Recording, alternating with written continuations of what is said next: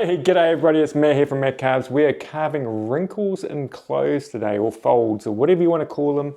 And I'm going to use this as an example, the folds on this hat here. And I'm going to just say a little bit of theory behind how to carve a fold first and what to watch out for. Then we will go and have a look at how to do it. This is going to be a super simple video. Once you get the idea of it, you'll be away laughing, carving folds everywhere. Okay, so check out this. It is my sleeve here. Pretty much if I go like this, it forms folds, and the bottom part is, that part there, has no folds in it. But just look at the folds here. They're very deep in that part there, and then they taper out. And also look at them, there's no sort of like sharp edges, they're kind of round as well. So just be aware of that as we go into this video.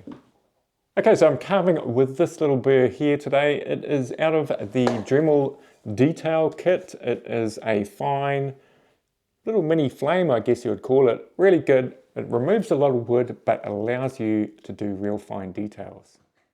Okay, you can sort of see there on the left I've got a bit of a reference. It's always nice to have a reference to go by, and I'm using that little flame burr, and I'm just putting general kind of dips in the wood, dips or trenches, whatever you want to call them, and not worrying too much about how deep I'm going to go, or just keeping it around about the average depth there. And yeah, I have already started that, but you're getting the idea, especially under the hat there where it kind of folds in on itself. That's where you kind of want to make them a little bit narrower going into each other. So I think there's only really about 3 steps to this process. This is the first one where you put in sort of the deep channels where the curves or the folds are. So once you've done that step, you can sort of see it there. It kind of looks not that good, kind of just looks like there's cut kind of bits in there.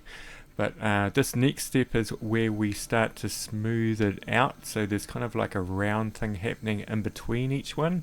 So I'm going to use the same burr here, or you could use a different burr if you wanted to. You just sort of see I'm just going down where those sharp edges are and just rounding it off a little bit. It's pretty simple.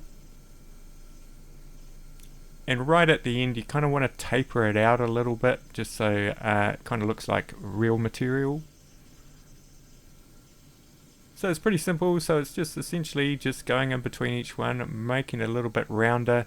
If you kind of feel like it's not looking correct, you could probably take out the whole fold completely and just do away with it. I do this a lot, especially with wrinkles. You know, you put them in and you think, that doesn't look quite right, so you take them out again. Now, if your wood is really soft, you could use a diamond burr to do this process as well. And this one's a nice little diamond burr. It has got a point, a lot like the flame one, so you can kind of use that point to get a little bit further into it and extend the lines if you wanted to. The good thing about this diamond burr is it starts to smooth out those scratches in the wood.